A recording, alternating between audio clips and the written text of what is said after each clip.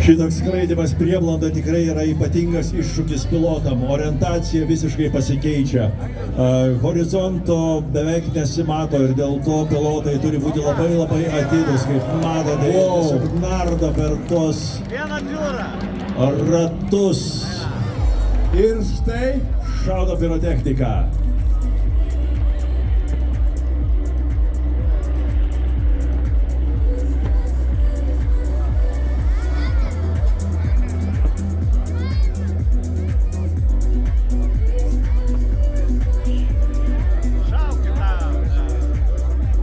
Prieblandoje tokia mažam aukštį išlaikyti orientaciją gali tik labai patyrę. O, dangau.